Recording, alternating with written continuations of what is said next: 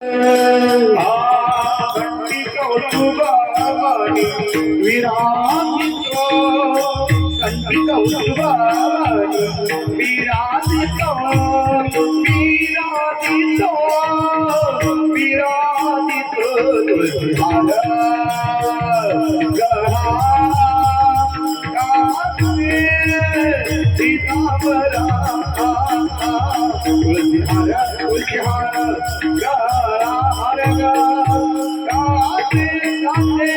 पीतांबर पीतांबर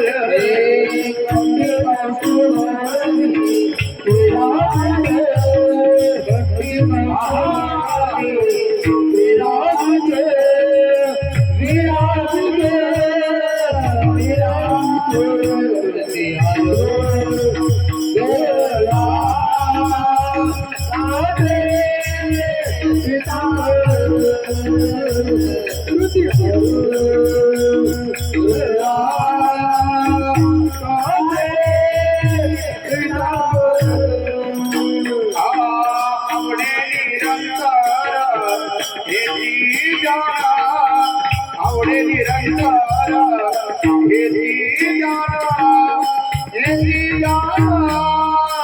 हेती जान तुलसी हार काचे सीतावरा तुलसी हार काचे सीतावरा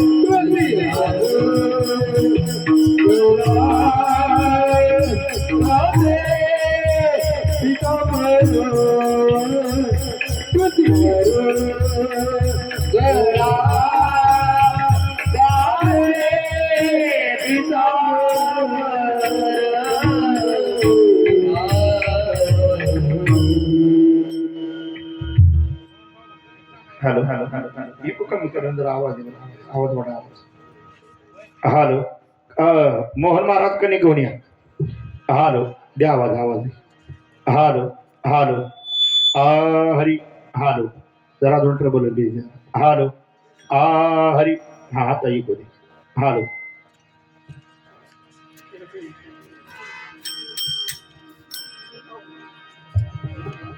तुका म्हणे माझे तुका म्हणे माझी हे सर्व तुका म्हणे माझे तुका म्हणे हे सर्व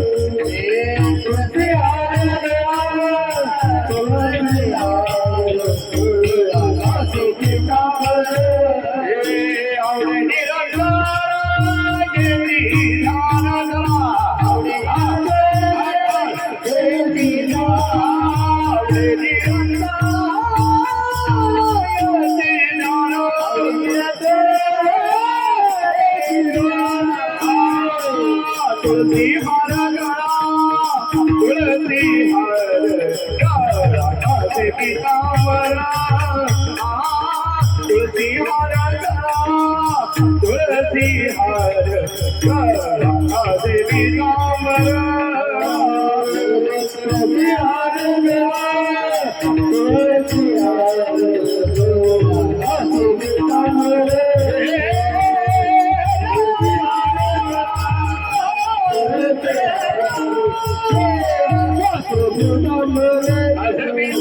जय राम कृष्ण हरी जय जय राम कृष्ण हरी जय जय राम कृष्ण हरी जय जय राम कृष्ण हरी जय जय राम कृष्ण हरी जय जय राम कृष्ण हरी हरे राम कृष्ण हरी जय जय राम कृष्ण हरी जय जय राम कृष्ण हरी जय जय राम कृष्ण हरी जय जय राम कृष्ण हरी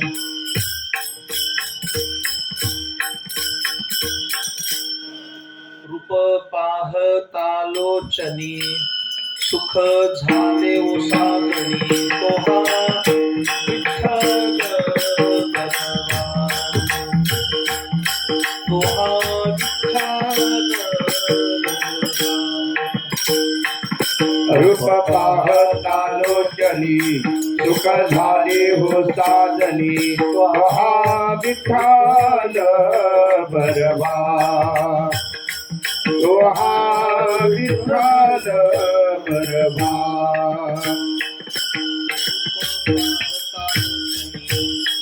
सुख झाले ओ साजणी तोहा विठ्ठल तोहा माधव रूप पाहतालोचनी सुख झाले हो साजनी त्वहा विठ्ठल बरवा त्वहा माधव बरवा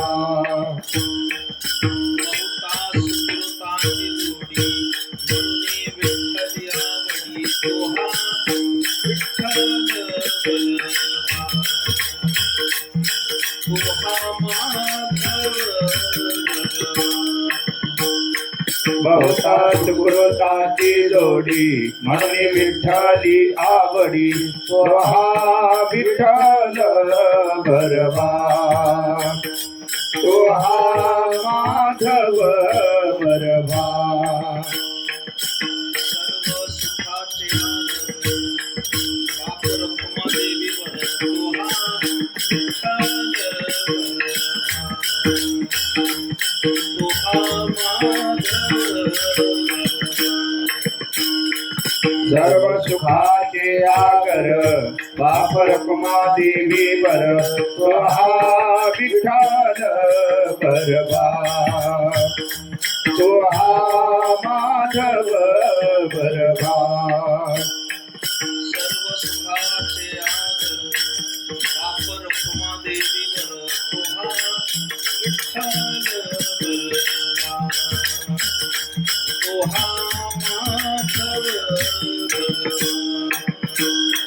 सर्व सुखाचे आगर वापर देवी वर त्वहा विठ्ठल बरवा त्वहा माधव बरवा जय जय राम कृष्ण हरी जय जय राम कृष्ण हरी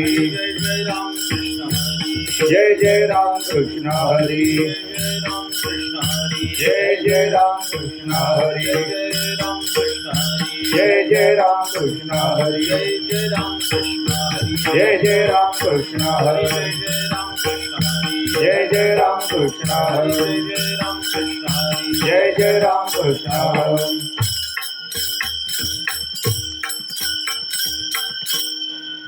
पुरुष मंडळी पुढे येऊन बसा. मागे जी पुरुष मंडळी आहे तिथे पुढे या. त्या पुढच्या सतरंजीवर बसा. ही लहान मुलं आहे तिथे या बाजूला. इकडे या. तिघे जण या इकडे. या बाजूला या. मोठ्या माणसांना बसू दे. किंवा पलीकडे बसा तिथं. तिथं सतरंजीवर बसा. बसा तिकडे. सरक रे पुढे.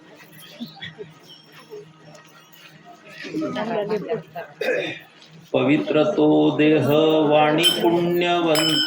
पवित्र तो देह वाणी पुण्यवंत. पवित्र तो देह वाणी पुण्यवंत. पवित्र तो देह वाणी पुण्यवंत. अच्युत सर्व काळ जवदे अच्युत सर्व काळ जवदे अच्युत सर्व काळ पवित्र तो देह वाणी पुण्यवंत पवित्र तो देह वाणी पुण्यवंत जवदे अच्युत सर्व काळ जवदे अच्युत सर्व काळ याच्या चिंतने करतील दोषी याच्या चिंतने करतील दोषी जळतील राशी पातकांच्या जळतील राशी पातकांच्या देवाईची रज चरणीची माती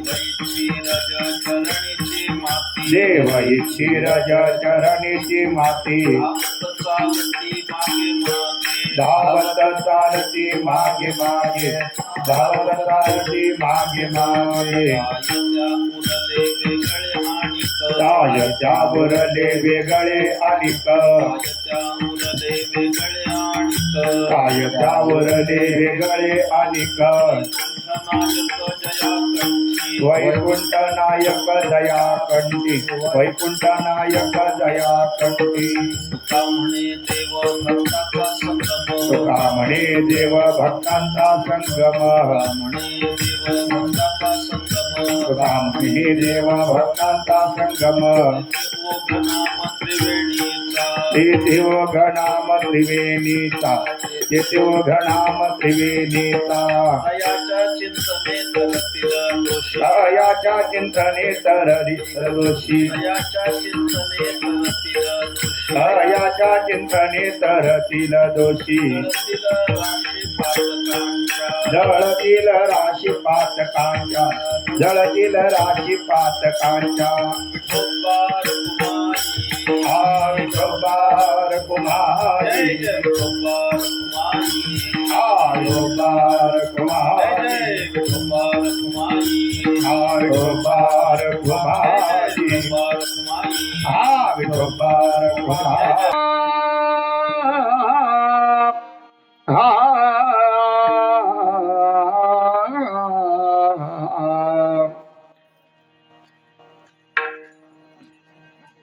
पवित्र तो देहा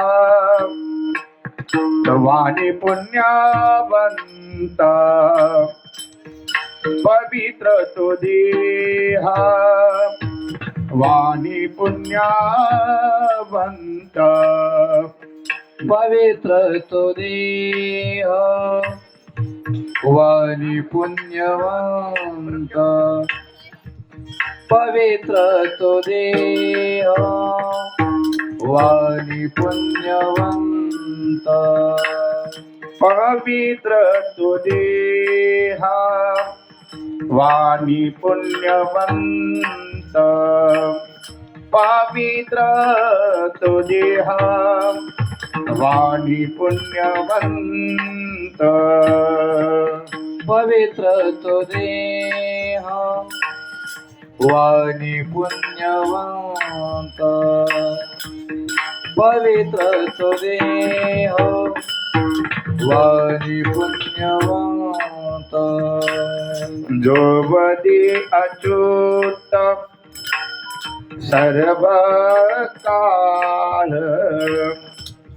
जो वदी अच्युत सर्व काळ तायाच्या चिंतनी करतील दोषी तायाच्या चिंतनी करतील दोषी जो दे अच्युत सर्व काळ जो दे अच्युत सर्व काळ तयाच्या चिंतने करतील दोषी तयाच्या चिंतनी तरतील दोष जळतील राशी पातकांच्या जातील जळतील राशी पातकांच्या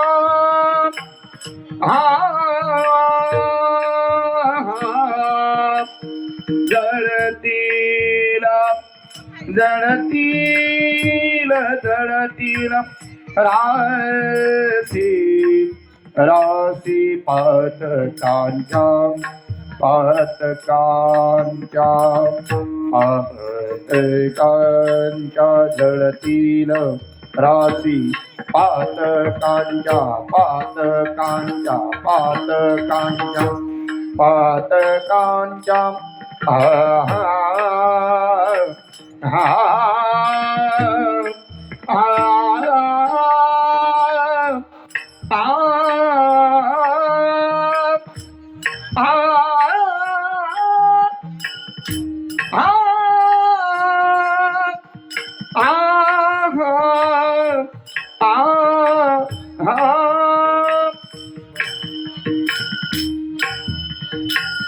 जळतील राशी पातकांच्या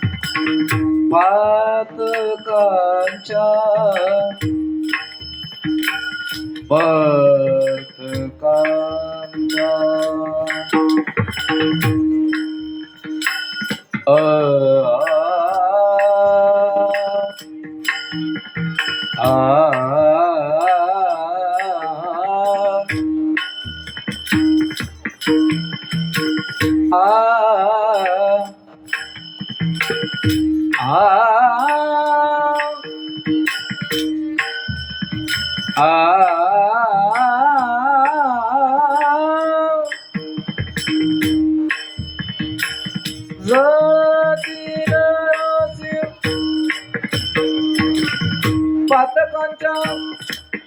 पातकांच्या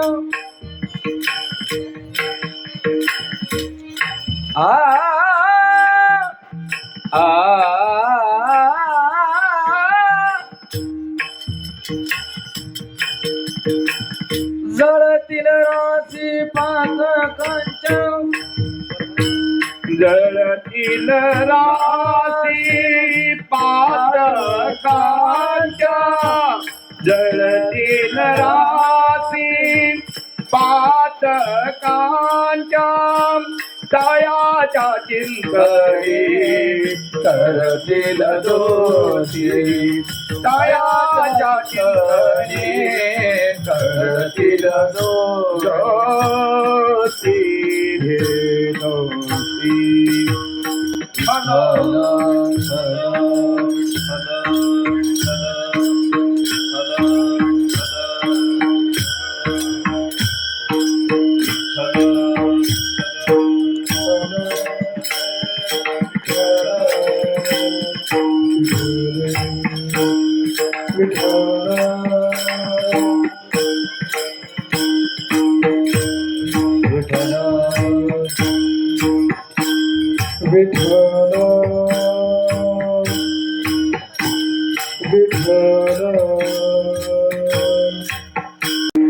पवित्र तो देहवाणी पुण्यवंत जो वदे अच्युत सर्व काळ तयाच्या चिंतने तरतील दोषी जळतील राशी पातकांच्या देव इच्छी रज चरणीची माती धावत चालती मागे मागे तयाच्या चिंतने तरतील दोषी जळतील राशी पातकांच्या काय त्या उरले वेगळे आणिक वैकुंठ नायक जयाकंठी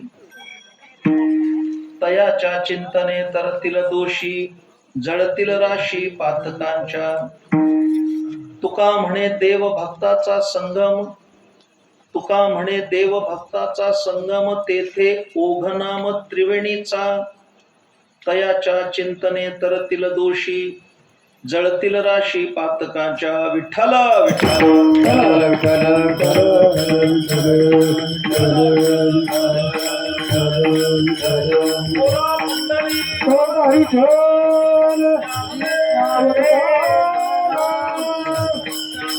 महाराज की जय, महाराज की जय, माता की जय.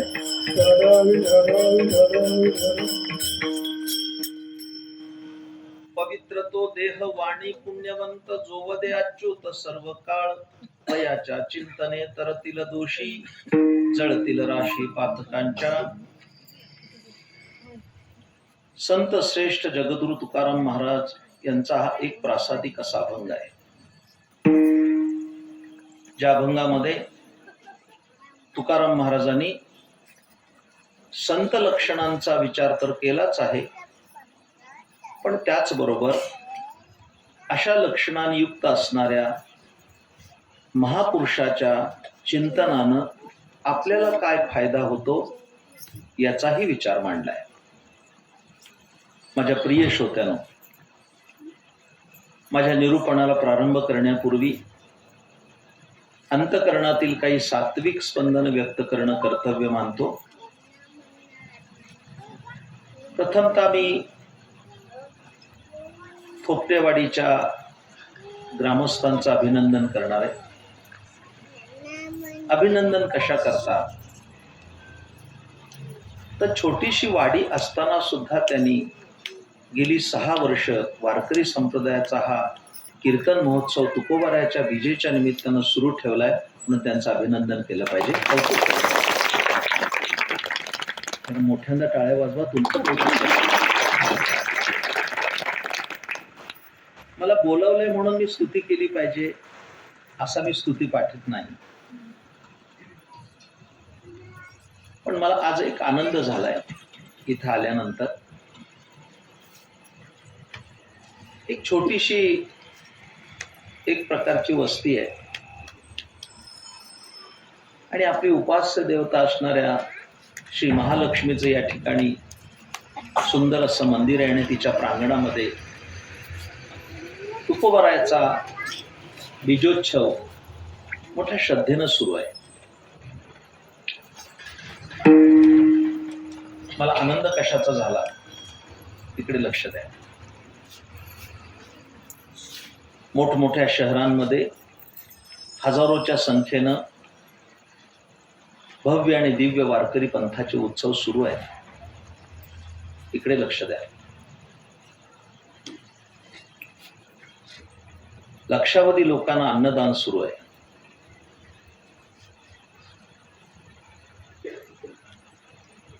शहरांमध्ये वेगवेगळे नवीन पंथ उदयाला येत आहेत आणि त्या पंथाचे स्वयंघोषित संतही उदयाला येत आहेत. या पार्श्वभूमीवर मला आज आनंद होण्याचं कारण या सर्व माझ्या वैष्णवजनांच्या साक्षीनं सांगतो. आनंद कशाचा झाला तर चंद्र सूर्य असेपर्यंत महाराष्ट्राच्या वाडी वस्तीवर ज्ञानेश्वरीच वाचली जाईल.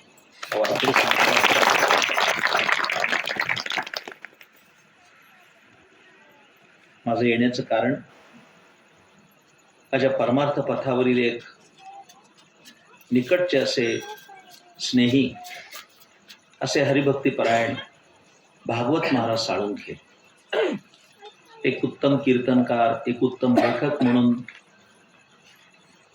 उदयोन्मुख असं एक व्यक्तिमत्व. त्यांचा आग्रह होता की आपण थोपटेवाडीला यावं आणि त्याचं कारण मुख्य काय असेल तर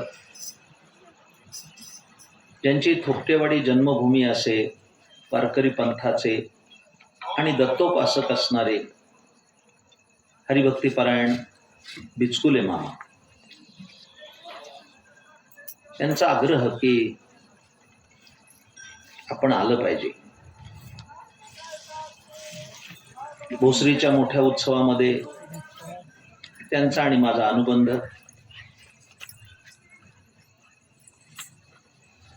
काय कोणाला माहिती, पण मला असं आपल्याला सांगायचंय की तीन प्रकारचे हट्ट ऐकून होतो की राजहट्ट आहे, स्त्री हट्ट आहे, बाल हट्ट आहे. हा बिचकुले मामा हट्ट असं म्हटलं पाहिजे. मामाचा हट्ट.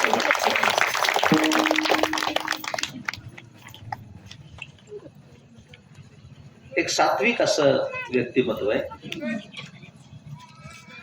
ते जरी पुण्यात राहत असले तरी आपल्या जन्मभूमीची नाळ जोडून आहेत.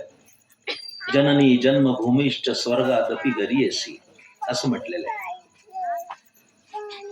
यांच्या या हट्टाहासापोटी आलो. आज सणाचा दिवस आहे. आज होलिकोत्सव आहे आणि सगळेजण पोळी खाऊन तृप्त आहेत. खर तर शिमग्याचे सणी रामकृष्ण म्हणे ना कोणी, असं तुकाराम महाराजांनी म्हटलंय.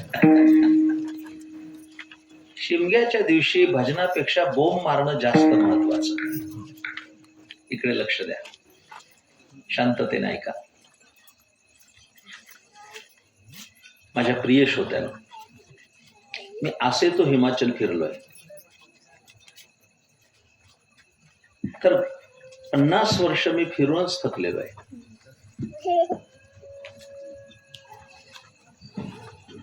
पण अत्यंत संक्षिप्त आणि साक्षेपी काही चिंतन करणार आहे. तुम्ही थोडे लोक बसला असतात तरी.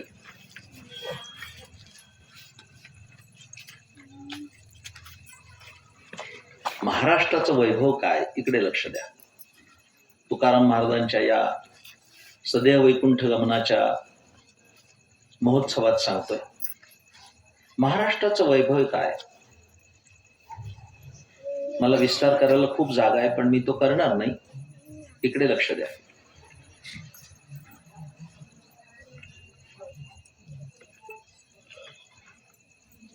पंजाब राज्य आहे, हरियाणा राज्य आहे, गुजरात राज्य आहे, कर्नाटक राज्य आहे, बरोबर आहे ना. महाराष्ट्रही राज्य आहे. राज्य असताना तुला राष्ट्र का म्हटलंय हा विचाराचा मुद्दा आहे. ते राज्य आहे पण त्याला राष्ट्राचा दर्जा दिलाय. त्याचं कारण काय असेल.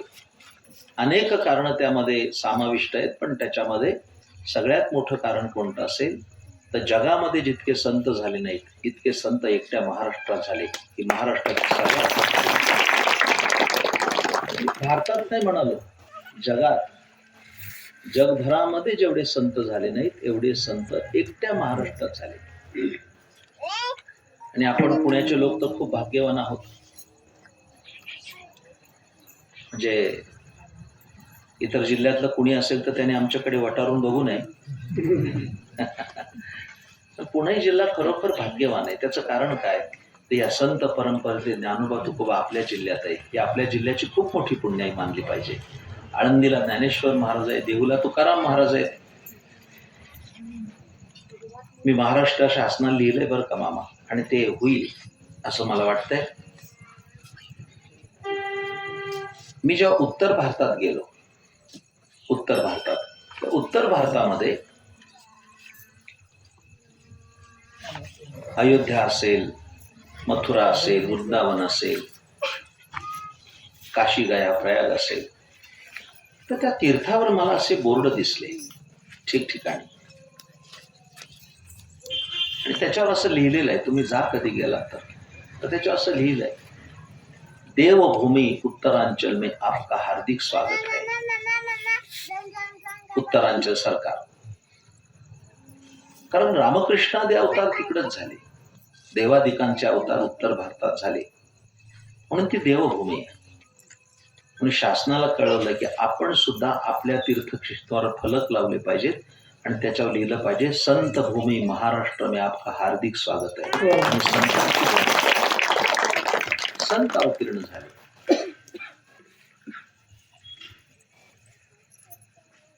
या संपूर्ण महाराष्ट्रात मी सुरुवातच अशी केली प्रसन्नतेनं की महाराष्ट्रामध्ये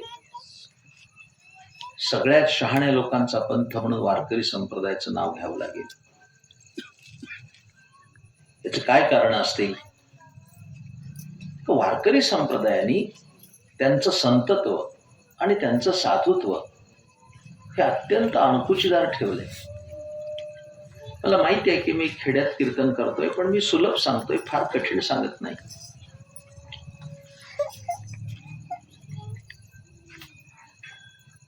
ते कुणालाही संत म्हणायला तयार नाही. हा एक स्वतंत्र मुद्दा आहे. मला विशेष कीर्तन करावं लागेल त्याच्यावर. वारकरी नको वाढवायला, वाढवू नको बाबा. बाहेरच्या लोकांना आत येऊ दे, बाहेरच्यासाठी तू वाढवू नको. त्याने आत येऊन बसावं.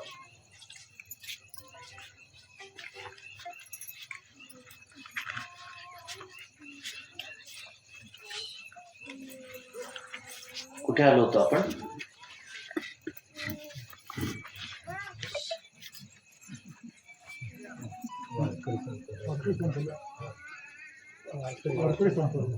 त्यांनी त्यांची संतत्वाची भूमिका ही अत्यंत अणकुचीदार ठेवली. तुम्ही लक्षात घ्या.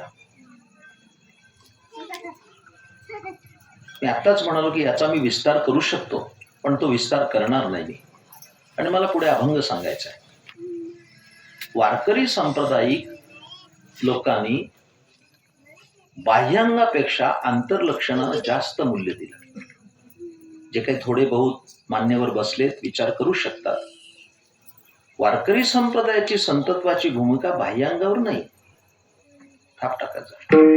येथे नाही वेश सरते आडनाव, उघडा घावटा भावांगी. नवती ते संत दरिता भोपळा, पांघरता वाकळा नवती संत. नवती ते संत करिता कवित्व संताचे ते आप्त नवती संत. हा संपूर्ण अभंग तुम्ही गाथ्यात वाचून बघा. नवती ते संत माळा मुद्रांच्या भूषणे, भस्म उधळणे नवती संत. खूप माळा घातल्या म्हणजे संत होणार नाही. सर्वांगाला राख फासली म्हणजे संत होणार नाही. जरा स्वच्छ बोलू, कारण तुकोबारायचा उत्सव आहे. ते म्हणाले भगव घातल्यानंतर संत झाला असता तर गावात तांबडी कुत्री कमी आहेत का, असा तुकारामांचा प्रश्न आहे. भगवेश्वान तरी सहज वेश त्यांचा, तेथे अनुभवाचा काय पंथ. यांनी तरी गेरू घालून केलाय, त्याचा तो ओरिजिनल कलर आहे, पण तो काही संत होत नाही. लक्षणाला प्राधान्य दिलंय. माझ्या सर्व प्रिय श्रोत्यांनो लक्षात घ्या, लक्षण असली पाहिजेत. आणि आपण गीतेचं पारायण करतोय, ज्ञानेश्वरीचं इथं वाचन चालू आहे. आदरणीय बोधे बाबा या ठिकाणी वाचन करतायत. पत्रिकेत तसा निर्देश आहे. 12व्या अध्यायाच्या 13व्या श्लोकापासून भगवंतांनीच लक्षणं सांगितली. होमवर्क म्हणून जा आणि बघा. दिले अद्वेष्टा सर्वभूतानां मैत्रः कर्ण एवच निर्ममो निरकारः समदुःख सुख क्षमी. आणि पुढचे जे 7 श्लोक आहेत त्या श्लोकाखाली यो मद्भक्त समे प्रियः, यो मद्भक्त समे प्रियः अशा स्वरूपाचं भगवंतांनी पालुपद लावलंय. त्यामध्ये एक श्लोक असा आलाय, इकडे लक्ष द्या. अनपेक्ष शुचिर्दक्ष उदासीनो गतव्यथा, सर्वारंभ परित्यागी यो मद्भक्त समे प्रियः. याच्यामध्ये शुची नावाचं पद आलंय. शुची, या शुची पदाचा विचार या अभंगात आहे. आज मी तेवढाच विचार करणार आहे कीर्तनात. थोडा शांत स्वभावाचा माणूस आहे, अशांत वातावरणात कीर्तन करू शकत नाही. खूप शांततेने ऐका. त्यांना पण मी सांगितलं की फार मोठ्या आवाजाची सवय नाही मला. वारकरी कीर्तनामध्ये वाढलेलं ध्वनी प्रदूषण ही दिवसेंदिवस समस्या ठरू पाहते. हे उत्तम गायक आहात आपण, माझे मित्र आहात, स्नेही आहात, एकाच परमार्थ पथावर वाटचाल करणारे आपण, पण या यंत्रापासून लांब राहिलं पाहिजे. आपणही सुंदर वाजवता. परवा एक घटना आहे की अति आवाजामुळे एका पखवाज वादकाला हृदयविकाराचा तीव्र झटका आला. खूप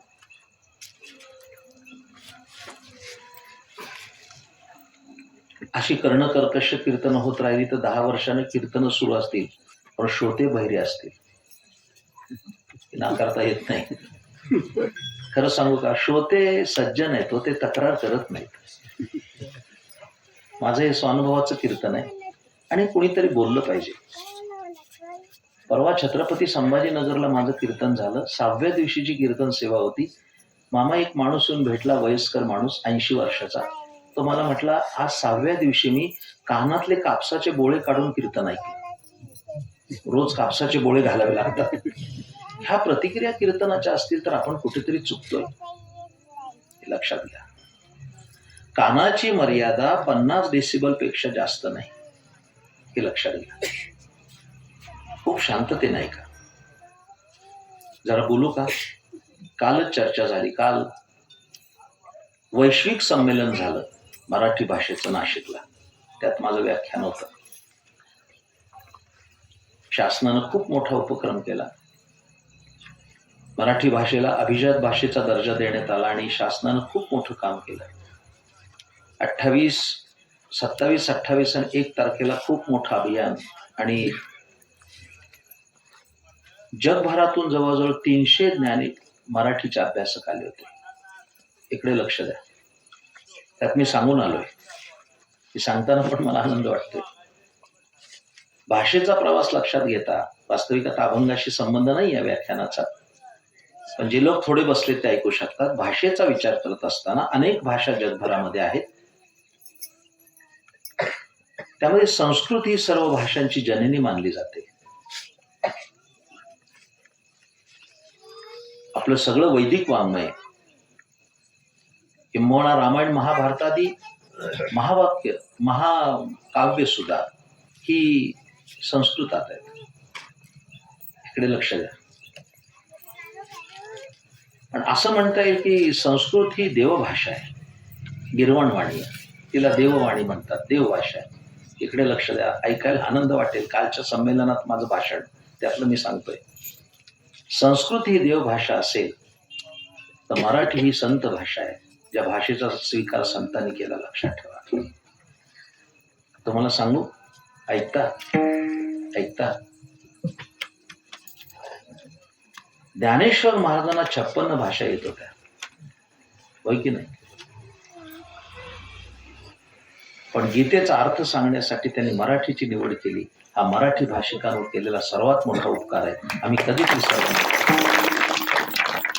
एक कल्पना करा, त्यांनी जर कानडी ज्ञानेश्वरी सांगितली असती, काय केलं असतं? कोणाला इंडू उंडू कळलं असतं?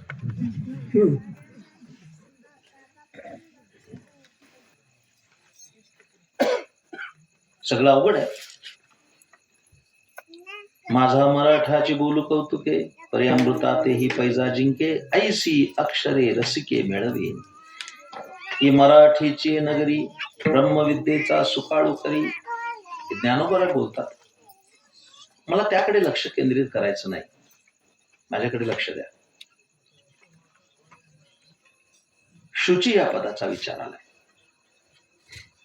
संत पवित्र असतात एवढंच आज सांगणार आहे आजच्या कीर्तनात. संतांचं पावित्र्य, संतांचं शुचित्व हे फार मोठं आहे, लक्षात ठेवा. वारकरी कीर्तन म्हणजे एक अभ्यास आहे. दुर्दैवाने वारकरी कीर्तनात आलेलं प्रदूषण ही संप्रदायाच्या दृष्टीने अत्यंत घातक गोष्ट आहे.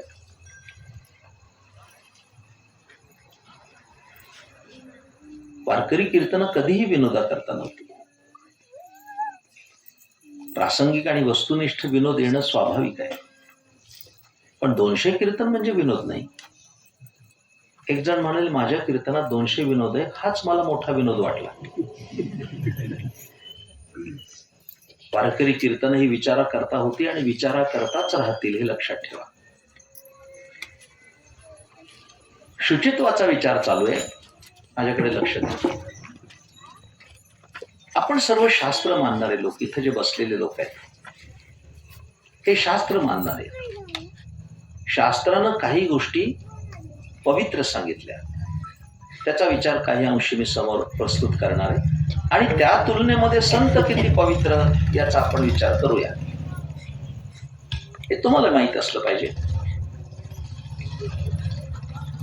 आपल्या शास्त्रात सर्वात पवित्र गाय मानली बरं का. पशवादिकांमध्ये सर्वात पवित्र गाय आहे. पण आपला कोणताही धार्मिक विधी गोमूत्र संपन्न होत नाही, हे तर मान्य आहे का नाही. एखाद्याच्याकडे सत्यनारायण असो, यज्ञ असो, नाही तर एखाद्याची दशक्रिया असो, दहावा असो, गोमूत्र लागतं का नाही. अहो आपण तर खेड्यात राहता चांगली. आम्ही मुंबईला राहतो तर माझे वडील क्लास 1 ऑफिसर. आमच्याकडे धार्मिक कृत्य असेल तर त्या दुकानातून बाटली आणावी लागायची गोमूत्राची, पण ते लागतं. काय म्हणून लागतं? गाय पवित्र आहे. इथं कोणी वैदिक असेल तर त्याला कळेल मी काय बोलतो. इकडे लक्ष द्या.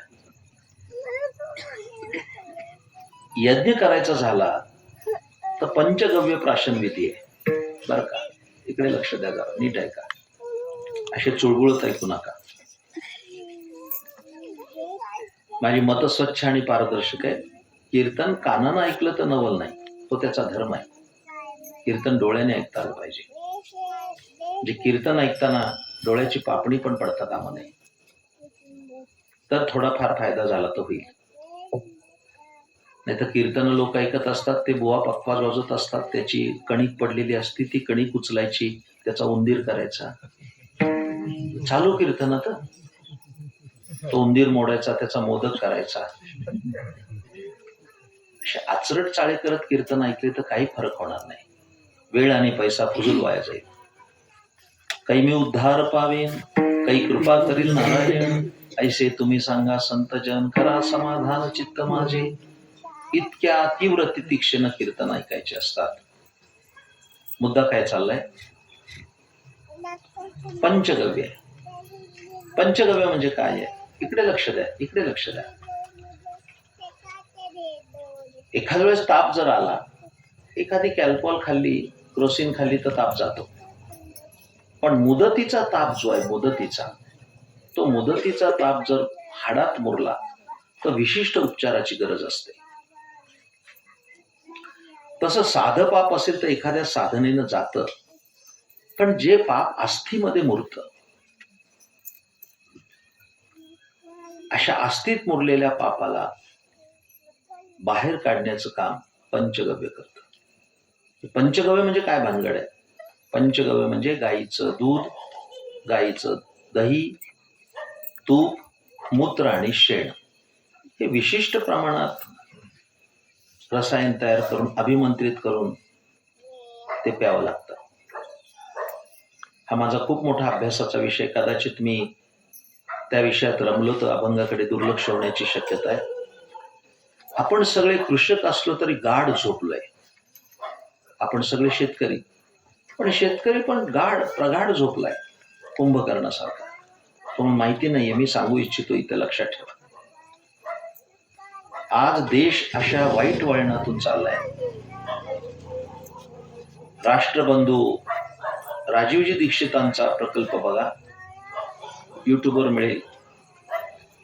मागणीच्या तुलनेमध्ये फक्त 15% दुधाचं उत्पादन आहे. 25% आम्ही काय पितोय?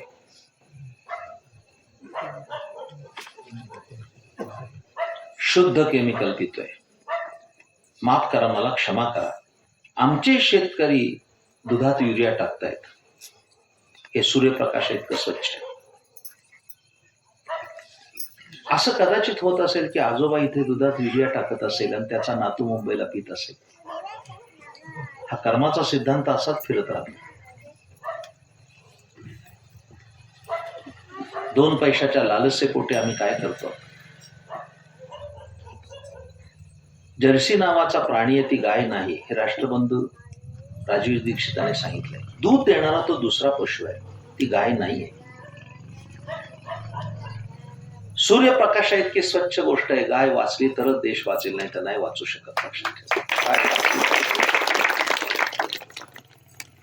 बोधन कमी झालंय. आता किती सांगू मी तुम्हाला. कोरोनामध्ये अनेक लोक मृत्युमुखी पडले, पण ज्या बायकांनी गोठ्यामध्ये शेण काम केलं त्यांना कोरोना शिवायला पण आला. हे लक्षात ठेवा. मी त्याच्यावर खूप व्याख्यान करू शकेन, मला तेवढा वेळ नाहीये. गाय पवित्र आहे. अगदी एवढंच विस्तृत सांगण्यापेक्षा समजा आपण रस्त्याने चाललोय, समोरून गाय आली, आपली प्रतिक्रिया काय असेल? काय प्रतिक्रिया असेल? हात लावणार का नाही? काय म्हणून? तर ती पवित्र आहे, हेच उत्तर आहे, होय की नाही? आणि अशीच समोरून म्हैस आली तर, आणि ती पंढरपुरी असेल तर, तिला कोण पाया पडणार हो? तिला बगल देऊन बाजूला जाणे तर शहाणपण आहे. अर्थात मी 4 पायाची बोलतोय, काहीतरी गडबड करू नका. कोण तिला नमस्कार करणार? कारण गायीला पावित्र्य प्रदान केलंय, म्हशीला दिलेलं नाही. लक्षात ठेवा. गायीच्या खालोखाल एक 2 उदाहरणं देतो, जास्त देत नाही. गायीच्या खालोखाल मृग पवित्र मानलाय, बारशिंग्या. त्याच्या बेंबीमध्ये कस्तुरी असते. इकडे लक्ष द्या. म्हणून त्याचं मृगाजींचे आहे, ते ऋषी मुनी संत महंत साधनेसाठी घेतात बसायला. कस्तुरी आता मिळत नाही. हारण वेगळं, कस्तुरी मृग वेगळा, भेकर वेगळी, हरण वेगळी. कस्तुरी मृग म्हणजे त्याला अशी शिंग असतात वरती, ते आता मिळत नाही. आता तुम्हाला सांगायला काय अडचण आहे? सोन्यापेक्षा कस्तुरी 10 पट महाग आहे. ऐकताय ना? म्हणजे 10 ग्रॅम सोनं घ्यायला सध्या 1.5 लाख लागतात, पण 10 ग्रॅम कस्तुरी घ्यायला 15 लाख लागतात. तरी आपले साळे भोळे वारकरी पंढरपूरला गेले की त्या रस्त्यावर भिकारणी बसलेले असतात, त्याच्याकडे 150 रुपयात कस्तुरी आणतात. मला अजून कळलं नाही, तिच्याजवळ कस्तुरी असती तर ती अस्तुरी रस्त्यावर का बसली असती? काय कारण आहे तिला बसायला? ती कस्तुरी नसतेच, उगे कुठेतरी केसाचा गोंडा असतो एवढा. 1000 रुपयाला सांगते, 100ला देते, म्हणजे फुल चिटिंग.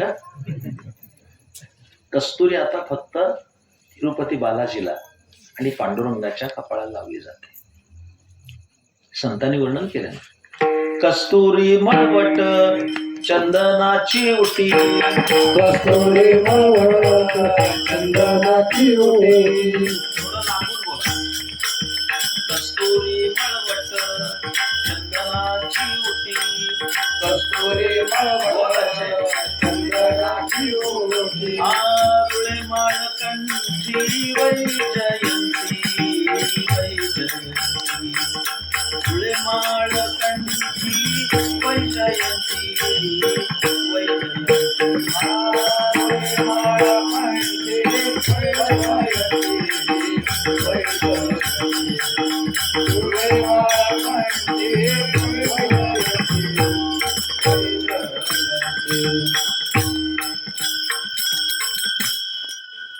मृग अत्यंत पवित्र आहे.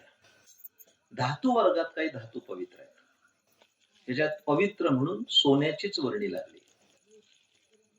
सोनं पवित्र आहे आणि सोनं घातलं पाहिजे असं शास्त्र बोलतं, मी बोलत नाही. का घातलं पाहिजे बाबा? तर शास्त्र असं बोलतं, अंगावर जर सोनं असेल आणि आंघोळ करताना ते पाणी जर सोन्यावर अंगावर पडलं तर त्याला सुवर्ण स्नान घडतं, म्हणून सोनं घातलं पाहिजे. हबप असला तरी काही निषिद्ध नाही. माती मोल मानलं पाहिजे, हे मान्य. सोने रुपया मा मृत्तिके समान, माणिक पाषाण खडे जैसे. उद्या वाडीत चर्चा झाली ना, रात्रीचं कीर्तन कसं झालं ते या सगळ्या माता भगिनी बोलतील. त्यांना परत बोलवा, त्यांनी सोनं घालायला सांगितलं. जास्त त्यांनाच मोह आहे, लक्षात ठेवा.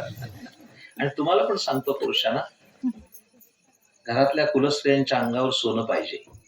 त्यांना लंकेची पार्वती करू नका, त्यांच्या गळ्यात सोनं असलंच पाहिजे.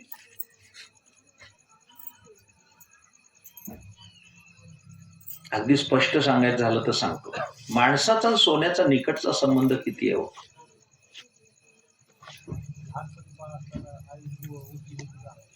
नाही, ते फार उशिराचं सांगितलं तुम्ही. माझा आहे का?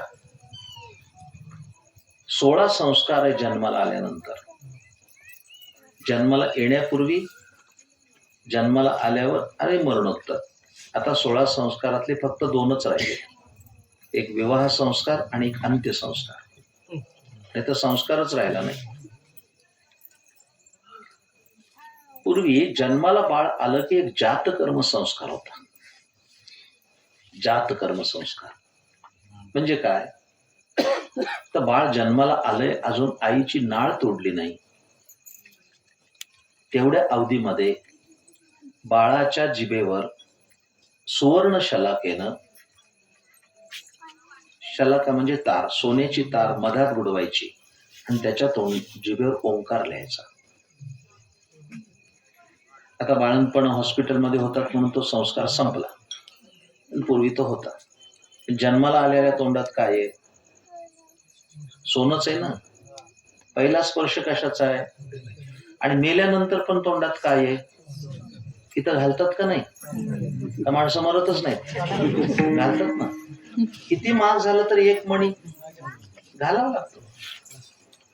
माझे आजोबा बरं का, महिपतराव श्रीपतराव जगताप हे सावकार होते. पूर्वी एक फॅशन होती बरं का. असं मानायचं कारण आहे जुनी लोक फॅशन करत नव्हते, ते पण फॅशनेबल होते त्यांच्या राज्यात. हे जे पुढचे दात आहेत पटाशीचे, त्याला भोकं पाडून त्याच्यात गिरमिटनी सोन्याच्या मेखा ठोकायचे, अशी फॅशन होती. ते माझ्या आजोबांच्या तोंडात होत्या त्या. ते हसले की दात चमकायचे. ते मला लहान असताना आश्चर्य वाटायचं की काय भानगड आहे. मी विचारलं, बाबा तुमचे हसल्यावर तुमचे दात का चमकतात? ते म्हणले, आमच्या तोंडात आम्ही सोनं ठेवलंय. तर मामा मी त्यांना विचारलं, का ठेवलंय बालबुद्धीने? आमचा आजा म्हणला, आम्ही मेल्यावर तुम्ही ठेवाल का नाही म्हणून आधीच ठेवलंय. आजा म्हणला. माझा मुद्दा काय चाललाय की सोन्याचा घनिष्ठ संबंध आहे बर का.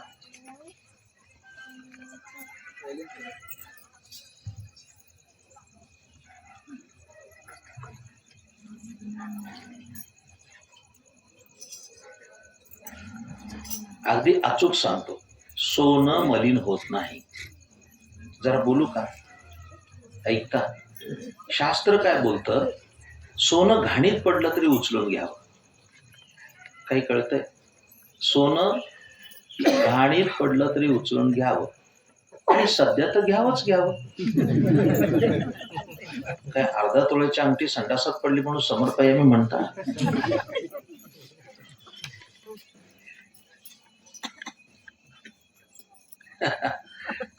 सोनं खूप पवित्र आहे, त्याचं मूल्य कमी होत नाही, लक्षात ठेवा. त्याला विटाळ नाही, त्याला दोष नाही. ज्ञानेश्वरी ठाई ठाई वर्णन आलंय त्याचं. मी आता ते सगळं सांगत बसत नाही. त्याच्या खालोखाल जी पावित्र्याची भूमिका आहे ती तांब आहे. सोन्यानंतर तांब आहे. तांब खूप पवित्र आहे. पण आयुर्वेद असं म्हणतो की तांब्याच्या भांड्यातलं पाणी प्यावं, म्हणजे अनेक रोगांचा नाश होतो. अजूनही अनेक लोक रात्री तांब्याचं भांड भरून ठेवतात आणि सकाळी पाणी पितात. बरोबर आहे ना? तुमची सगळी माता भगिनींची माफी मागून सांगतो, फक्त ती भांडी घासायचा त्रास म्हणून ती आपण माळ्यावर टाकली, चकचके स्टेनलेस स्टीलची आणली. माझं हे कीर्तन ऐकून थोपट्यावाडीचे 10-5 तांब्याचे हांडे खाली उतरले तरी कीर्तन यशस्वी झालं. तांब्याचं भांड फार महत्व. म्हणून देवपूजेची सगळी भांडी तांब्याची असतात, लक्षात ठेवा. तांब पवित्र आहे. कपड्याचे काही निर्णय दिलेत, हे सगळं अभ्यासपूर्ण सांगतोय तुम्हाला. कपड्याचे काही निर्णय आहेत, त्यामध्ये रेशीम पवित्र आहे. एका किड्याच्या तोंडातून एक तंतू बाहेर पडतो, त्याचा कोश होतो आणि त्याच्यापासून रेशीम तयार होतं. देवपूजा करताना सोळं, कत, पितांबर नेसलं जातं, ते पवित्र असतं, त्याला विटाळ नसतो. कीर्तनकार हे मंदिर जे डोक्याला बांधतात हे सुद्धा रेशमाचे असतात, त्याला पावित्र्य आहे. रेशमाच्या खालोखाल पवित्र काय सांगितलंय तर मेंढीपासून जे लोकर निर्माण होतं ते पवित्र आहे. आणि घोंगडी अत्यंत पवित्र मानली म्हणून कीर्तनाच्या ठिकाणी घोंगडीचाच प्रयोग आहे. ती पवित्र आहे, त्याला दोष नाही. स्त्रियांनी सुद्धा मासिक धर्मात 4 दिवस घोंगडीच पांघरावी, अंथरावी असं शास्त्र बोलतं, त्याला विटाळ नाही. हे झाले वस्त्राचे निर्णय. या सगळ्या पावित्र्याच्या प्रवासात सगळ्यात पवित्र काय असेल माझ्या सर्व प्रिय श्रोत्यांनो, सगळ्यात पवित्र आहे ती गंगा आहे. गंगेसारखं काहीच पवित्र नाही, लक्षात घ्या.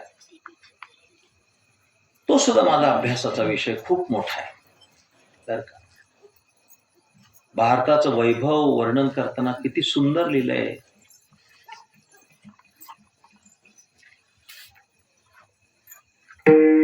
अठरा भार वनस्पती, फुले फळे वळती, 18 भार वनस्पती,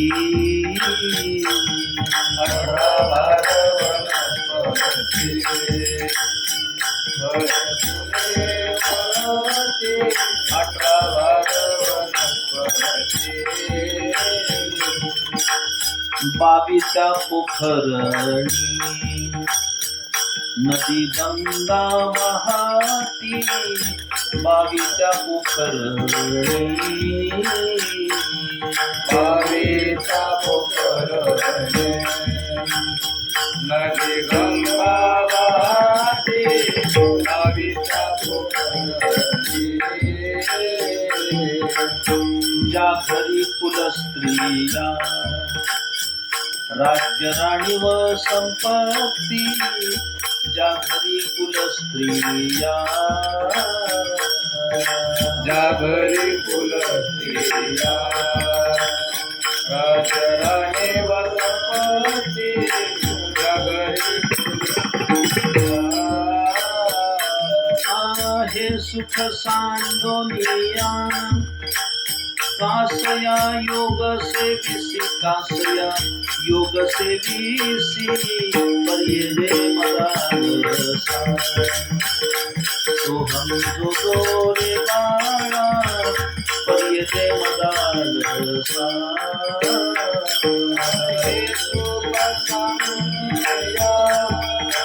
कासया योग सेविसी, कासया योग सेविसी, मदालसा, सोहम जो रे बाळा, पर्ये मदालसा.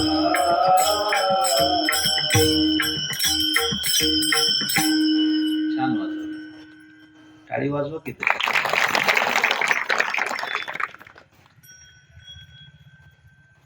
माझा काही राजकारणाशी संबंध नाहीये कोणताच, पण इकडे लक्ष द्या. 1947 ला देश स्वतंत्र झाला, पण एक फायदा झाला आणि एक तोटा झाला. तोटा काय झाला तर सिंधू नदी आमच्यात राहिली नाही, ती पाकिस्तानात आहे. म्हणजे ज्या नदीच्या खोऱ्यामध्ये हिंदू संस्कृती संवर्धित झाली ती सिंधू हातात नाही. आणि असलीच 2 ठिकाणी, एक मंगलाष्टकात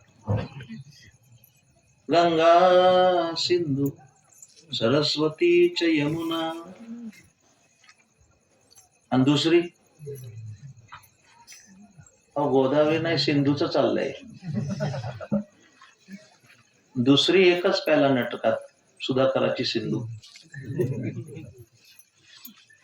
एक तोटा झाला की सिंधू आपल्यात राहिली नाही. पण तुम्हाला सांगताना मला आनंद वाटतो, फाळणीमध्ये सर्वात मोठा फायदा काय झाला असेल तर गंगा नदी आपल्या देशात राहिली. ही भारतीयांची सर्वात मोठी. गंगेचं वैशिष्ट्य ऐकायचं असेल तर सांगतो, आता मला तेही सांगायला वेळ नाही तेवढा. गंगा इतकी पवित्र आहे की गंगेचं पाणी घरात जर वर्षानुवर्ष ठेवलं तरी त्याच्यात जम्स होत नाहीत, त्या जंतू संसर्ग होत नाही. जवळपास 10 वर्षापूर्वीची गंगा माझ्या घरात आहे, अजूनही जम्स नाही. स्फटिकासारखं स्वीट ग पाणी. नाही तर ॲक्वा फेना असू देत, ॲक्वा गार्ड असू देत, ॲक्वा यश असू दे, जम्स होतात, जंतू होतात, गंगेत होत नाही. मला ते आता विस्तारपूर्वक सांगायला पण वेळ नाही. गंगा पवित्र आहे. तुम्ही म्हणाल हा विस्तार कशासाठी, मी आता मुद्द्याजवळ आलोय. गंगा पवित्र पण गंगा पण कधी कधी संसर्गानं अशुद्ध होते. गंगा पण अपवित्र होते. पण माझ्या प्रिय श्रोत्यानो, जेव्हा गंगा अपवित्र होते ना, तर त्याला शुद्ध करण्याचं काम संत करतात. ते किती पवित्र असते हा विचाराचा. गंगेहुनी थोर साधू शुचिष्मंत, गंगा शुद्ध होत त्यांचे संगे, गंगा शुद्ध होत त्यांचे संगे, गंगा शुद्ध होत त्यांचे संगे. शुचिष्मंत, गंगा शुद्ध होत त्याचे संगे, गंगा शुद्ध होत त्याचे संगे, गंगा शुद्ध होत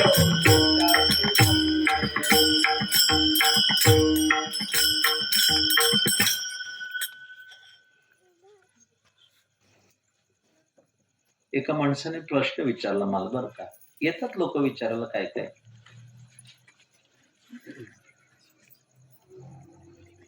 कालपासून मला अनेकाने विचारले, उद्या ग्रहण आहे, कधी जेवायचं. धरायचा नाही विषय.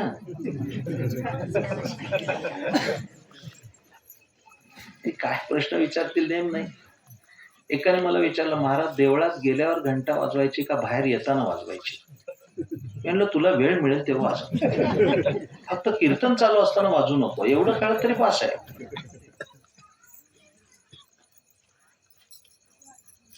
आता मी काय सांगतोय, एकाने मला प्रश्न विचारला, चांगला प्रश्न विचारला, चांगला साधक होता तो मला म्हटलं, महाराज जे ज्ञानगंगे नहाले असं वर्णन करावं, असे ज्ञानेश्वर महाराज.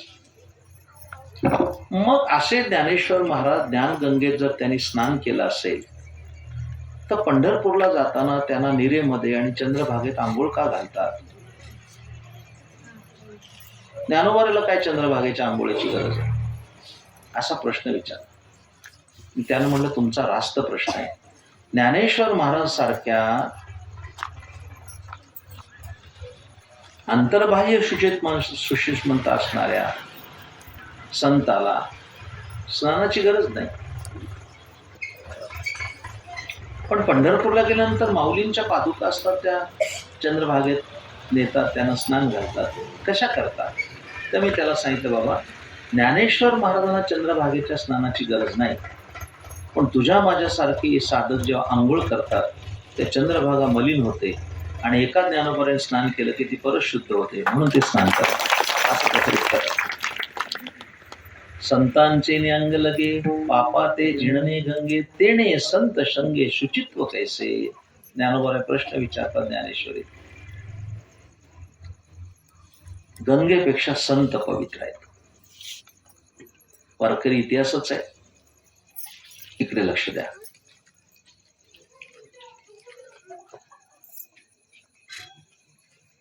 पुंडलिक रायाच्या चरित्रात गोष्ट आहे, ज्याच्यासाठी पांडुरंग परमात्मा भूतलावर आला.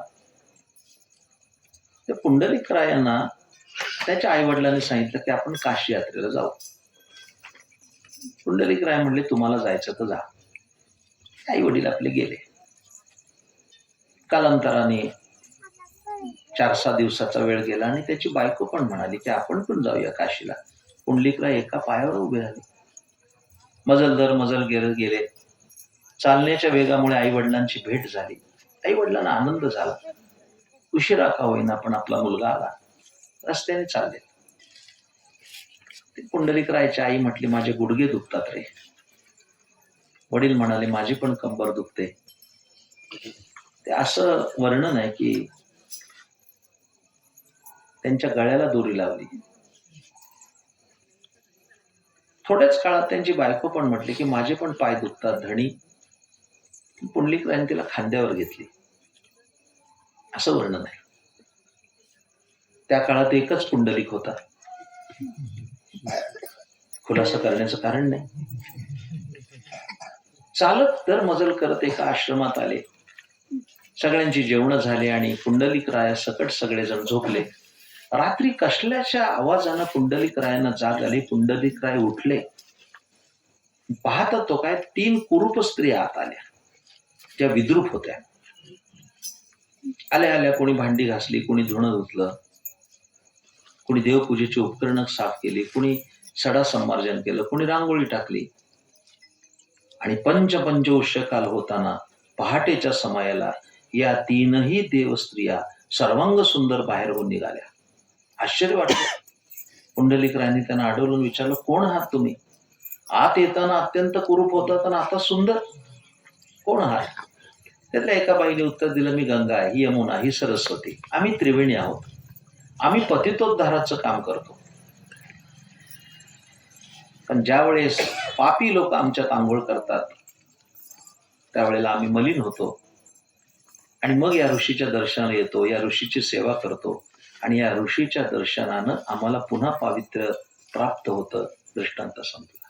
त्या गंगा अपवित्र होते, ते त्याला संत पवित्र करतात. ते किती पवित्र असतात या अभंगाचं पहिलं चरण आहे. पवित्र तो देह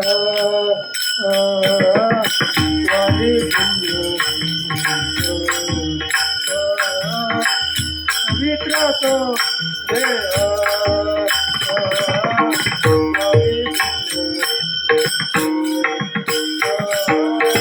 पवित्र तो देह वाणी पुण्यवंत पवित्र तो देह वाणी पुण्यवंत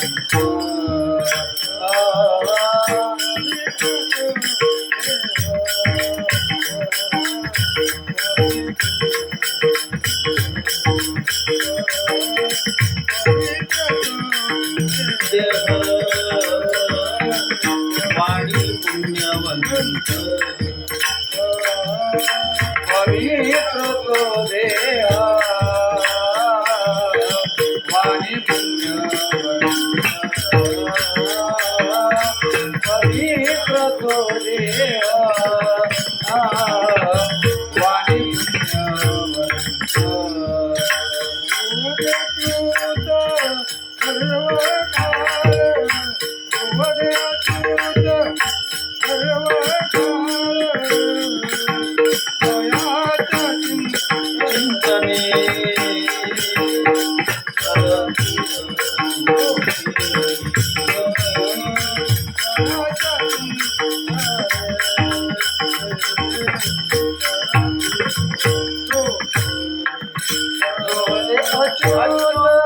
सर्व काळ अच्युत सर्व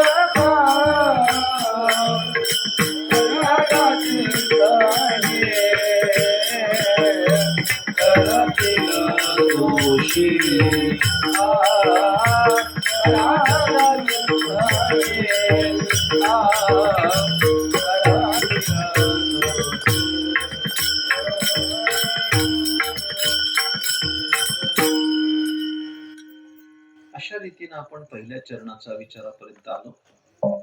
पण हे पहिलं चरण आहे ना, हे असं आहे की तिथूनच वादाला सुरुवात होईल. माझ्याकडे लक्ष द्या. म्हणजे मी काय थोपटेवाडीला वाद घालायला आलो नाही, पण पवित्र तो देह इथेच वादाला आरंभ होईल. कारण संत वाङ्मयाचा धांडोळा घेतला तर लक्षात येईल की सकल संतांनी वर्णन केलंय तो देह अपवित्र आहे, घाण आहे, असंच केलंय. आता मी प्रमाण म्हणत बसत नाही, वेळ कमी असल्यामुळे. पण आपण बेबीच्या देठापासून बोलतोय. हा देह हो नाशिवंत मळमूत्राचा बांधा, वरी चर्म घातले रे कर्म कीटकाचा सांधा, रव रव दुर्गंधी रे अमंगळतीचा बांधा. इकडे लक्ष द्या. हे सगळे अनेक वारकरी कीर्तनकार प्रवचनकार उपस्थित आहेत, जे समाज प्रबोधन करतायत. यांच्या अनुषंगाने मी प्रश्न विचारतोय त्या माझ्या सहकार्यांना आणि आपल्यालाही. ज्याची निर्मितीच घाणीत झाली त्याच्याकडनं पावित्र्याची काय अपेक्षा करायची? मला प्रश्न कळतोय ना? ज्या देहाचं वर्णन इथं पवित्र म्हणून केलंय त्याची निर्मितीच घाणीत झाली, त्याच्याकडनं काय पावित्र्याची अपेक्षा करणार? ज्ञानेश्वरी वाचा म्हणजे तुम्हाला कळेल. पारायण चालू आहे. विष्ठालेप चौकडे, नाकी तोंडी कृमी किडे, गर्भवासीचे दुःख गाडे, कोणापुढे सांगावे? ना तरी मातेच्या उदरकुवरी, वचोनी विष्ठेच्या दातरी, उकडोनी नवमासवरी, जन्म जन्मोनी मरती. ज्ञानेश्वरी बोलते ना, देवाचे लाख आभार मानले पाहिजेत आपण की 9 महिन्याच्या घाणीमध्ये आपण वास केला. जन्म झाल्यानंतर ते आठवत नाही. काय योजना आहे? त्या मलमूत्राच्या पंखात आपण राहिलो 9 महिने, पण आपल्याला जन्म झाल्यानंतर आठवत नाही तिथं किती घाण होती. माझ्या प्रिय श्रोत्यानो, अशा घाणेरड्या जागेत वारकरी पंथाचा एक महापुरुष 12 वर्ष राहिला. ब्राह्मणाचे पोरे एक खेळासी भ्याले, ते 12 वर्ष लपाले रे. कापत कापत बाहेर आले, ते नागवेची पळून गेले रे.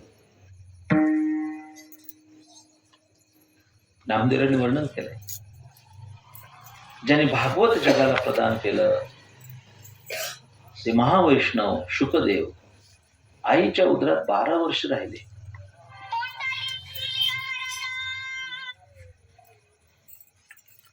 आणि जन्म होता क्षणी नागवेच पळून गेले.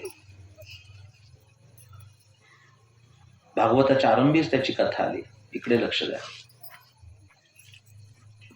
एका सरोवरामध्ये काही देवस्त्रिया स्नान करत होत्या. त्याही विवस्त्र होत्या, जलक्रीडे करता आल्या होत्या. तिथून शुकदेव पळत गेले. मागे व्यासनारायण होते आणि हाक मारत होते, बा शुका थांब. हे शुकदेव कुठे थांबायला तयार होते, ते निघून गेले पुढे. त्या अप्सरा होत्या, त्या बाहेर आल्या आणि शुकदेवानं नमस्कार केला. पण शुकदेव थांबले नाही, ते निघून गेले. पण मागावून व्यास येतात हे बघता क्षणी सगळ्या अप्सरा पाण्यात जाऊन बसल्या आणि आपली लज्जा रक्षण करत बसल्या. ते व्यासानं खटकलं ते की माझा तरणा-बांड मुलगा इथून विवस्त्र गेला, पण या बाहेर येऊन नमस्कार करतात. मी त्यांच्या आजोबासारखा आहे, म्हातारा आहे, मला लाजायचं काय कारण? पण व्यास तिथं थांबले आणि त्याने विचारलं, हे देवस्त्रियानो, माझा तरणा-बांड मुलगा इथून गेला त्यावेळेस तुम्ही बाहेर येऊन नमस्कार केला. मी तुमच्या आजोबांसारखा आहे, मला लाजायचं काय कारण? त्या देवस्त्रियांनी उत्तर काय दिलं, हे मुने, तुझ्या श्रेष्ठत्वाविषयी आमच्या अंतःकरणात यत्किंचितही शंका नाही, पण शुकदेव विषय जिंकून जन्माला आलेत. त्यांना वस्त्राचं भान नाही, मग आम्हालाही राहिलं नाही. आम्ही बाहेरून नमस्कार केला. पण तुम्ही वयोवृद्ध जरी झाला असला तरी तुम्ही ज्या अर्थी कपडे घातले त्या अर्थी आम्हालाही आमची लज्जा सांभाळली पाहिजे, म्हणून आत गेलो. पुढे गेले. शुकदेवाने तपश्चर्या केली. त्या तपश्चर्येनं इंद्राचं आसन हलू लागलं. इंद्राने ताबडतोब एक अप्सरा पाठवली, रंभेला खाली पाठवलं. आणि रंभा आल्यानंतर तिच्या नुपुरांच्या नादाने शुकदेवाची समाधी उत्थान पावली. शुकदेवाने डोळे उघडले तर जगातलं सौंदर्य आटावं आणि एखाद्या मुशीत यावं अशी रंभा दिसत होती. शुकदेवांचे डोळे विस्फारले. आपल्या सौंदर्याचा परिणाम याच्यावर झालाय हे पाहता क्षणी रंभा म्हणाली, मी स्वर्गातून आली आणि तुझ्याशी लग्न करण्याच्या हेतून आली. शुकदेवाने त्या रंभेला अपाद मस्तक न्याहाळलं म्हणाले, तुझ्या या मादक सौंदर्याचा माझ्यावर यत्किंचितही परिणाम होणार नाही, कारण हा देह किती घाण आहे याचा मी 12 वर्ष अभ्यास केलाय माझ्या आईच्या पोटात. रंभेने तात्काळ आपलं पोट फाडलं आणि उडून दाखवलं. पोट फाडता क्षणी त्याच्यातून अत्तराचे फवारे निघाले आणि सगळा आसमंत सुगंधित झाला. शुकाचार्य डोळे पुन्हा विस्फारले. आपल्या या कृतीचा त्याच्यावर परिणाम होतोय म्हणता क्षणी रंभा म्हणाले, बघ, माझ्या पोटामध्ये मळ नाही, मूत्र नाही, घाण नाही. आता तरी करशील का नाही लग्न? नाही. शुकदेव हसून म्हणाले, रंबे किती पोट चांगलं आहे का तुझं, किती सुगंधी आहे. पण तुझी आणि माझी जरा उशिरा भेट झाली. लवकर झाली असती तर तुझ्याच पोटात 12 वर्ष राहिलो असतो. माझ्या आईच्या घाण पोटात. अत्यंत घाण शरीर, अत्यंत घाण.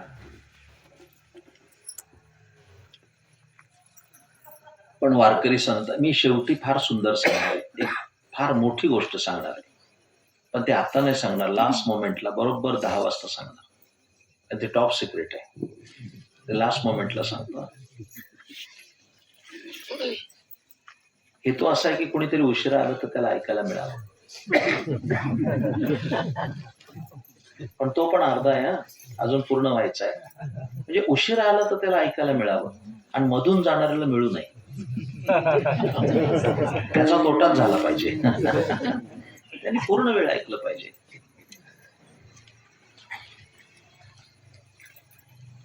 हे कसं झालं याचं उत्तर मामा फार चांगलं आहे. आता तुमचा माझा काही फार परिचय नाहीये, मामांचा आहे. उत्तम स्वयंपाक आहे, मला उत्तम स्वयंपाक करता येईल. आणि नुसता स्वयंपाकी नाही, उत्तम रसज्ञ आहे. म्हणजे काय खावं याची अक्कल आहे, जी कित्येकानं नसते. कित्येकानं नसते. माझ्या देखत एका माणसाने आईस्क्रीम चहात बुडवून खाल्ली. काय लायकीचा असेल माणूस, सांगा बरं मला.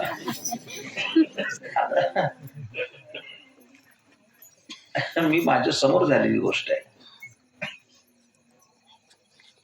कसं जेवावं, काय जेवावं, तो रसज्ञ असला पाहिजे बरं का. आता काय झालंय, मी गेली 45-46 वर्ष माझी भटकंती चालू आहे.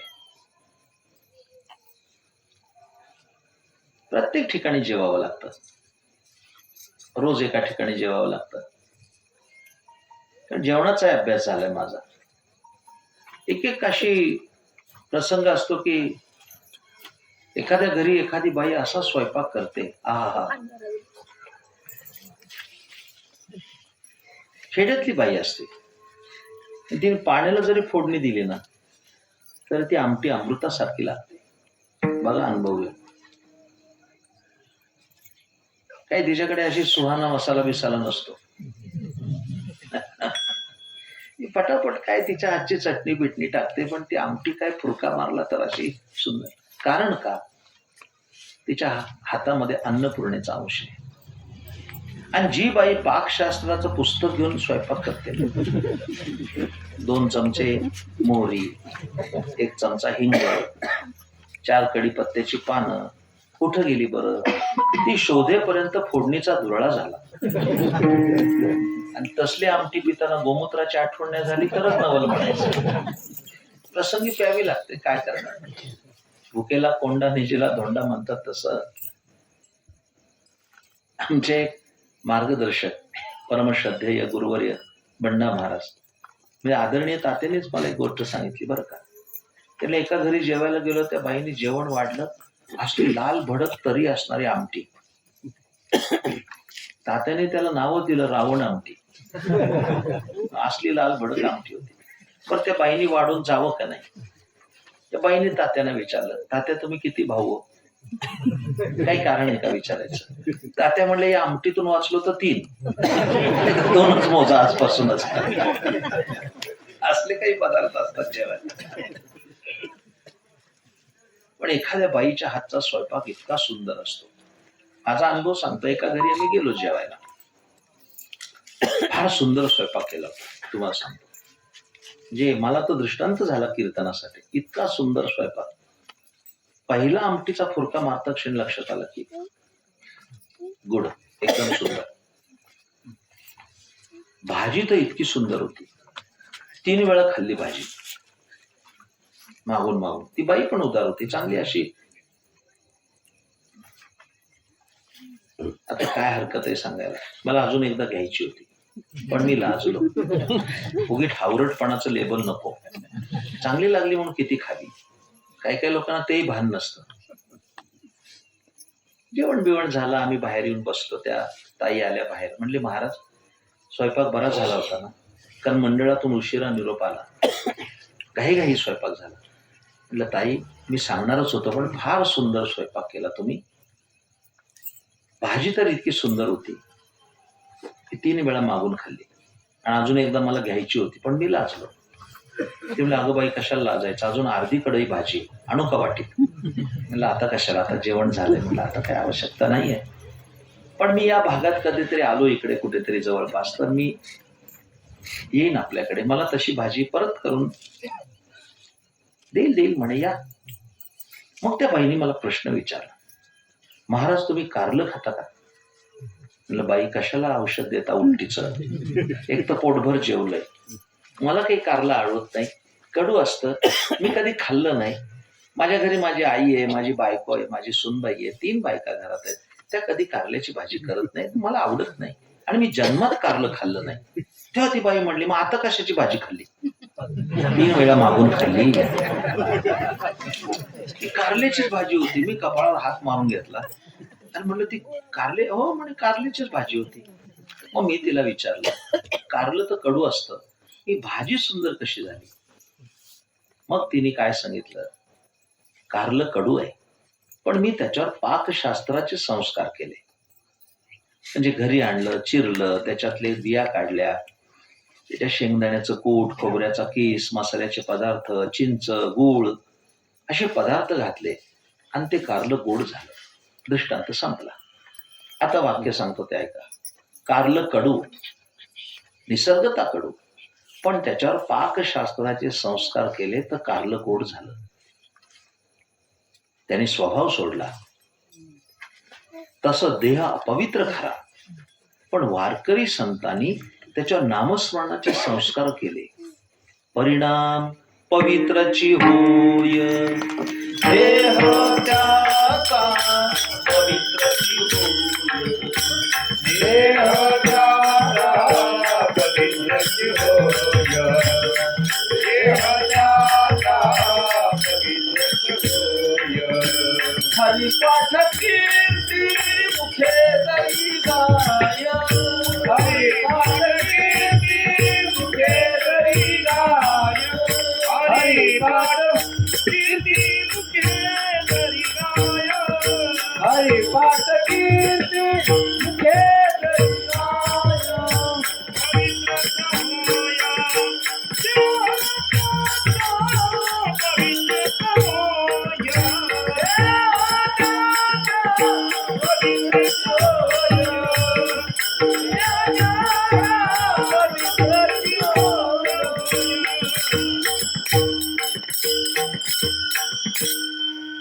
एक प्रकरण संपलं. वारकरी संतांनी आपली काया पवित्र केली. उत्तरार्ध जो आहे, वाणी पुण्यवंत, याचं काय?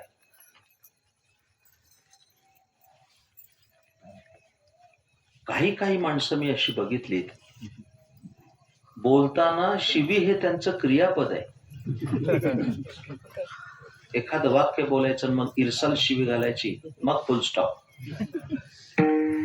बरं, शिवी घातली हे त्यांना आठवत पण नाही, एवढं सहज. आता हे मोबाईल नावाचं यंत्र सगळ्याकडेच आहे ना, तुमच्या माझ्याकडे पण शेकडो फोन येतात. आम्ही काय ठरवलंय बाबा, कुणाचा फोन आला तरी हॅलो हाऊ आर यू म्हणण्यापेक्षा रामकृष्णारी म्हणायचं. काही चूक आहे त्याच्यात. एकदा मला मामा फोन आला, आम्ही तो उचलला, रामकृष्णारी म्हणलो, काही चुकलं? समोर आवाज आला, त्याच्या आईला महाराजाला लागला. पश्चाताप पावलं मी तुम्हाला. चुकीच्या लोकांना तर ज्ञानेश्वरी सांगत नाही ना आपण, काय बोलतात हे त्यांनाही कळत नाही. अवघड आहे सगळं. माझ्याच कीर्तनात झालेला किस्सा आहे, जवळपास 20 वर्षापूर्वी. बरं का, आदरणीय तात्यांनीच सप्ताह केला मोठा सातारला. माझं कीर्तन होतं त्याच्यात. हे 700 टाळकरी होता. तेवढे तर श्रोते पण नाही तिथं. 700 टाळकरी असे चोपदार उभे होते. हे कसे उभे आहेत, त्यांच्या बाबांसारखाचे एक वयोवृद्ध चोपदार उभा होता, असा काठीवर हनुवटी ठेवून. 6 साडे मिशा विशा अशा बाबांच्या कशा अशा ऐकत होता. आणि मी झालेली गोष्ट, मी जरा एक दृष्टांत सांगितला कीर्तनात, अतिशयोक्तीचा. अतिशयोक्ती एक अलंकार आहे की घडूच शकत नाही. तर मी काय सांगितलं, एक राजा होता आणि तो हत्तीवर बसून चालला असेल. तो इतका नाजूक होता की हत्तीच्या पायाखाली वेलदोड आला तर राजाला सर्दी व्हायची. ऐकताय ना?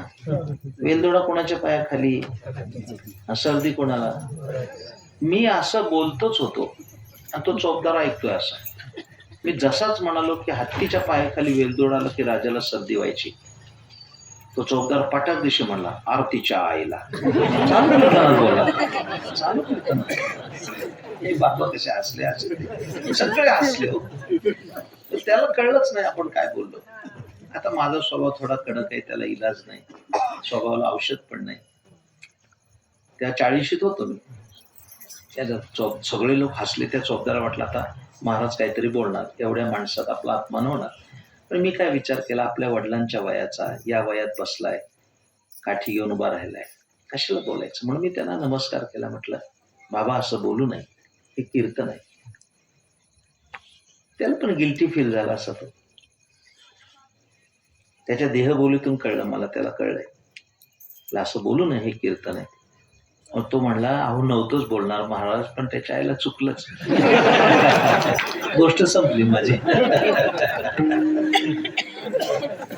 वाणी पुण्यवंत. वारकरी संतांनी काया जशी पवित्र केली तशी अच्युताच्या नामानं वाणी पण पवित्र केली.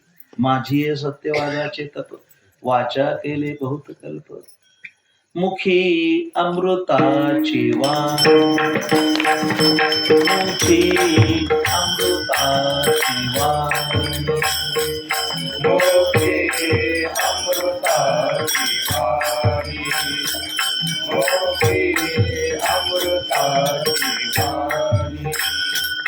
देह देवाचे कारणी, देह देवाचे कारणी, मुखी अमृताची वाणी, मुखी अमृताची वाणी. देह देवाचे कारणी, देह देवाचे कारणी, मुखी अमृताची वाणी, मुखी अमृताची वाणी.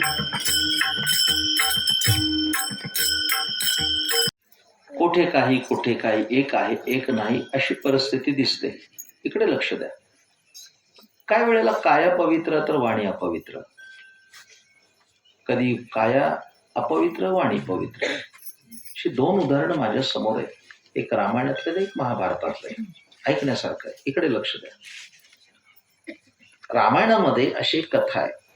प्रभू रामचंद्र वनवासात असताना ज्या वेळेला अनेक ऋषींच्या आश्रमात गेल्याचे उल्लेख आढळतात. तर ते शरभंग ऋषीच्या आश्रमात गेले. ते शरभंग ऋषीच्या आश्रमात जी घटना झाली त्याची चर्चा. तिकडे लक्ष द्या. शरभंग ऋषी एक महान ऋषी होते. त्यांनी उठून उत्थान दिलं प्रभू रामचंद्रांना. बसायला उच्चासन दिलं. समोर फराळाचे पदार्थ ठेवले आणि ते वर्णन करू लागले. इकडे लक्ष द्या. वेदाच्या ऋचा गाऊ लागले. आणि वेदाच्या ऋचा गाताना प्रसन्नतेनं प्रभू पाहत होते. तेवढ्यात घाणेरडा वास आला कसला तरी. प्रभू रामचंद्राने विचारलं, हे प्रभूने, तुझ्या या पवित्र आश्रमामध्ये हा घाण वास कसला? तटकन ते ऋषी उभे राहिले आणि म्हटले, भगवान क्षमा करा, हा माझ्या शरीराचा वास आहे. माझं शरीर कुजलंय, नासलंय. पण तसलं शरीर घेऊन तुमच्या समोर यावं असं वाटलं नाही, म्हणून माझ्या तपस सामर्थ्यानं ते शरीर बाजूला ठेवलंय आणि हे मायावी शरीर घेऊन आलोय. चला दाखवतो. प्रभू रामचंद्रांच्या हाताला धरलं आणि घेऊन गेला. एका झुडपामध्ये कुत्रं जसं मरून पडल्यावर वास सुटतो तसं त्या ऋषीचा देह पडला होता आणि त्याची दुर्गंधी सुटली होती. दृष्टांत संपला. शरभंग हे खूप मोठे तपस्वी होते. वाणी पवित्र होती पण शरीर अपवित्र. रामायणातलं दाखला आहे. महाभारतात एक वर्णन आलंय याच्या विरुद्ध पूर्ण. पांडवांनी राजस्व यज्ञ केला आणि त्या यज्ञामध्ये सिंगल ब्रेन ऍडमिनिस्ट्रेशन ज्याला म्हणतात ते भगवान कृष्णाने केलं. त्याच्या आधिपत्याखाली झालं. स्वतः भगवंतानी उष्ट्या पत्राळी उचलण्याचा पवित्र असा कार्यभाग स्वीकारला. स्वतः उष्ट्या पत्राळी उचलल्या.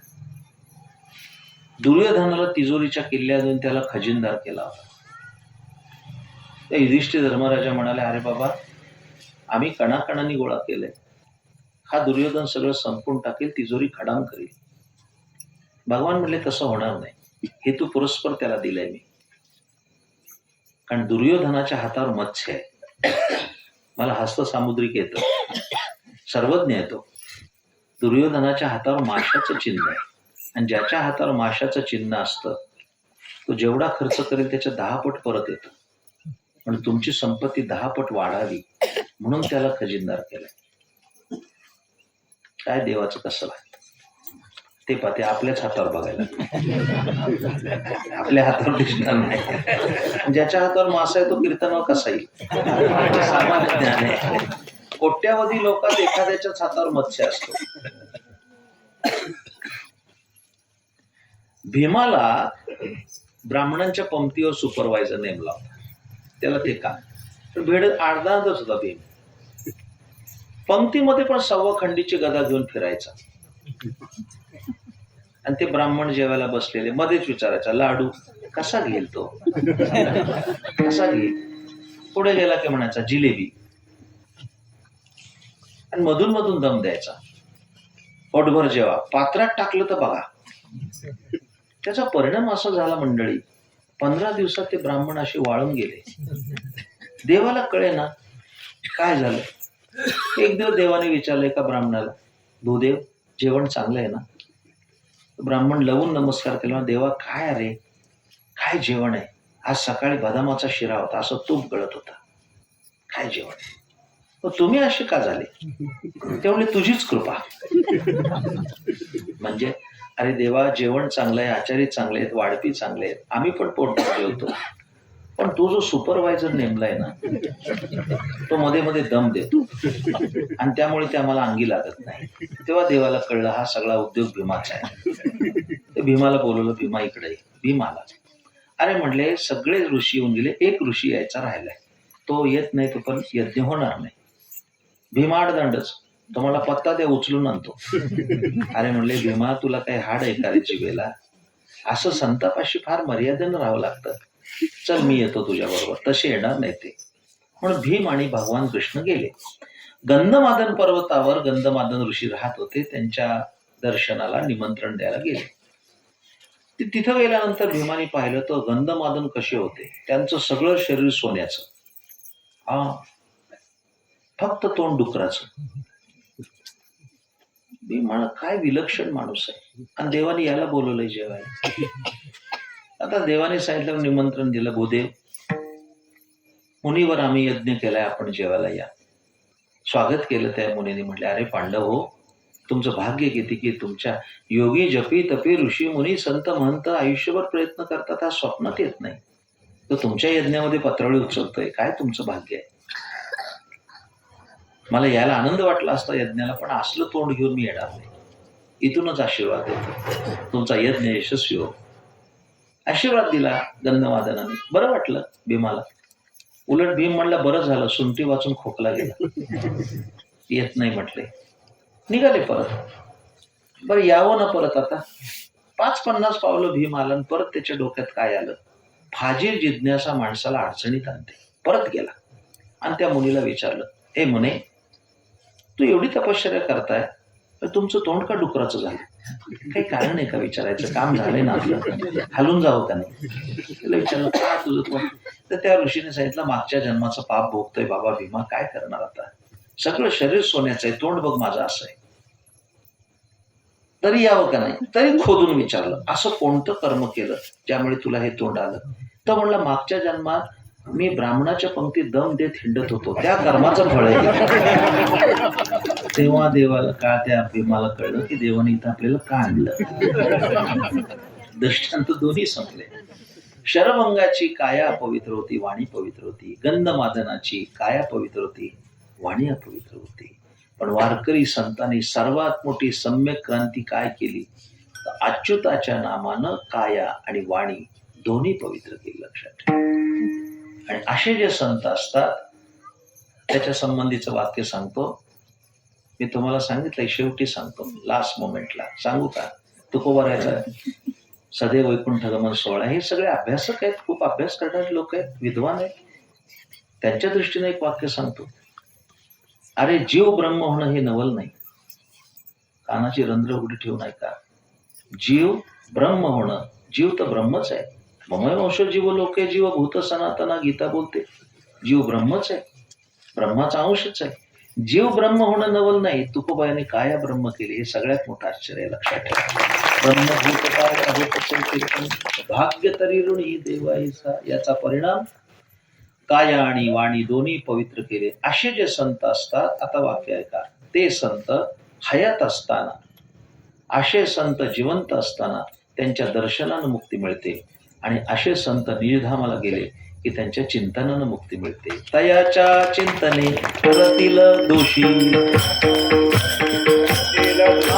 तयाच्या चिंतने करतील दोषी, जळतील राशी पातकांच्या,